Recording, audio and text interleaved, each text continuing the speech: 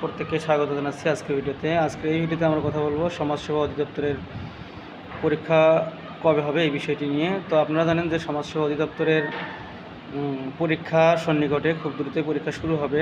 তবে কোন পদের পরীক্ষা আগে হবে, কোন পদের পরীক্ষা পরে হবে, এগুলো নিয়ে কথা বলবো। পাশাপাশি আমরা কথা বলবো কবে পরীক্ষা অনুষ্ঠিত হবে।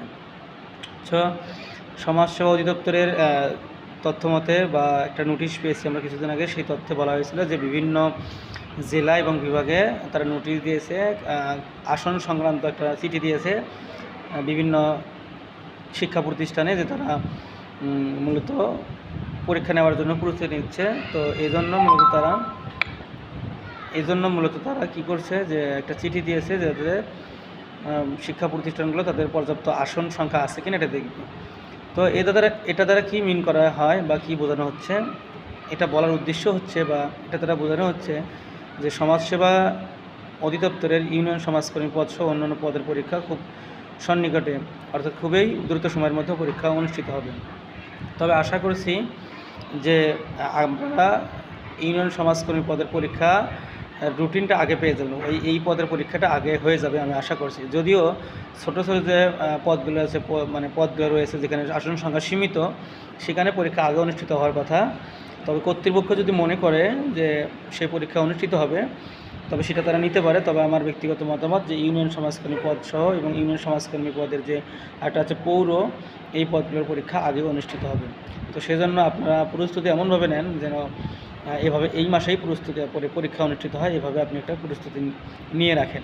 তবে পরীক্ষা আগস্ট মাসে হওয়ার সম্ভাবনা খুবই কম। সেপ্টেম্বরের প্রথম অথবা মাঝামাঝি সময়ে সমাজসেবা অধিদপ্তরের ইউনিয়ন সমাজকর্মী পদের পরীক্ষাটা অনুষ্ঠিত হওয়ার সম্ভাবনা প্রবল।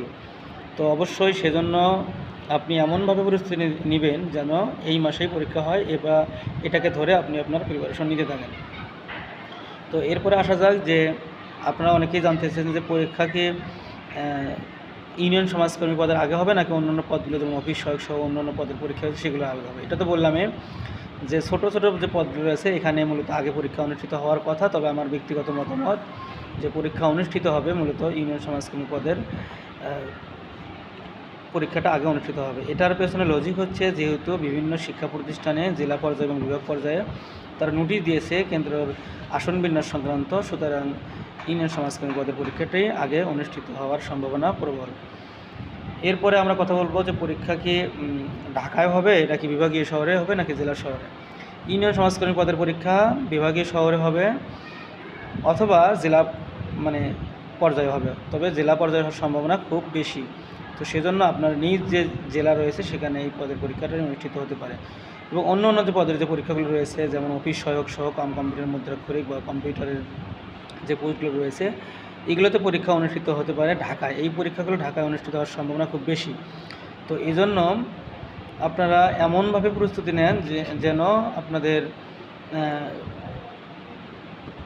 পরীক্ষায় আপনি যেন আপনার কাঙ্ক্ষিত রেজাল্টটি পেয়ে যান, এবং এই মাসেই পরীক্ষা হবে এটা বেশ ধরে আপনি প্রস্তুতি নিতে থাকুন। তবে আমার ব্যক্তিগত মতামত হচ্ছে পরীক্ষা এই মাসে অনুষ্ঠিত হবে না, পরীক্ষা